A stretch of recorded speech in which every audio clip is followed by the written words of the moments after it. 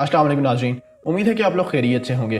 नाज़रीन, आज हम जिन कहानियों का जिक्र करने जा रहे हैं उनका ताल्लुक इंसानी ख्वाहिशात और लालच से है। आइए कहानी का आगाज़ करते हैं। एक दफ़ा का जिक्र है कि एक बादशाह बड़े ही खुशगवार मूड में अपने वज़ीरों के साथ बैठा गुफ्तगू कर रहा था कि दरबार के सदर दरवाजे पे किसी ने दस्तक दी। बादशाह ने दरबारियों को हुक्म दिया कि देखें कि बाहर कौन आया है। दरबारी गए और आके बादशाह को बताया कि बाहर एक दरवेश खड़ा है। बादशाह ने कहा कि उसे अंदर ले आए। जब दरवेश बादशाह के सामने आया तो बादशाह ने पूछा, मांगो, आज तुम क्या मांगते हो, तुम्हें सब कुछ दिया जाएगा।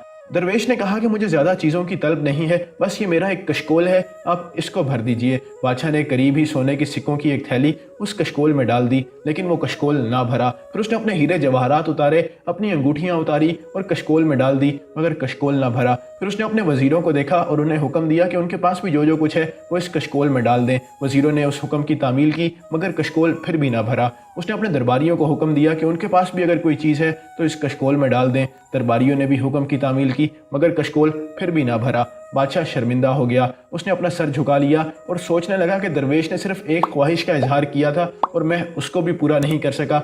अभी वो इस शर्मिंदगी के एहसास से गुजर ही रहा था कि दरवेश ने उस कशकोल को बादशाह के सामने ही उलट दिया, खाली किया और दरबार से चला गया। बादशाह भागता हुआ उस दरवेश के पास गया और उसे कहा कि भाई, जाते जाते ये तो बता दो कि ये कशकोल किस चीज़ से बना है कि ये भरता ही नहीं है। दरवेश ने बादशाह की तरफ देखा और मुस्कुराते हुए कहा कि ये इंसानी ख्वाहिशात का कशकोल है, ये सिर्फ कब्र की मिट्टी से भरा जाएगा।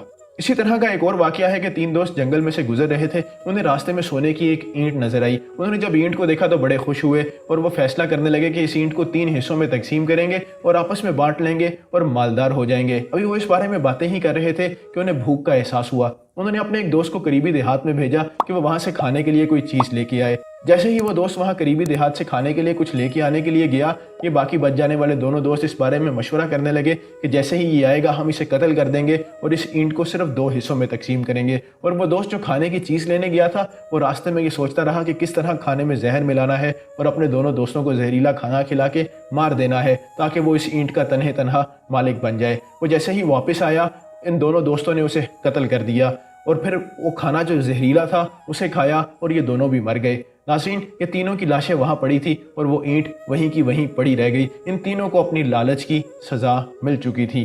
कुरान में अल्लाह ताला फरमाते हैं कि तुम लोग ज़्यादा से ज़्यादा और एक दूसरे से बढ़ के दुनिया हासिल करने की वजह से गफलत का शिकार हो गए हो, यहाँ तक कि तुम लोग कब्र तक पहुँच जाते हो। नाज़रीन, इन दोनों कहानियों को देखें तो हमें एक ही दर्स मिलता है और वो ये कि इंसान को अपनी ख्वाहिशात के घोड़ों को लगाम डालनी चाहिए और लालच से दूर रहना चाहिए और अपनी आखिरत की तैयारी करते रहना चाहिए। उम्मीद है आपको आज का वाक़या पसंद आया होगा। अगले वाक़ये तक के लिए मुझे दीजिए इजाज़त। तब तक के लिए अल्लाह हाफ़िज़।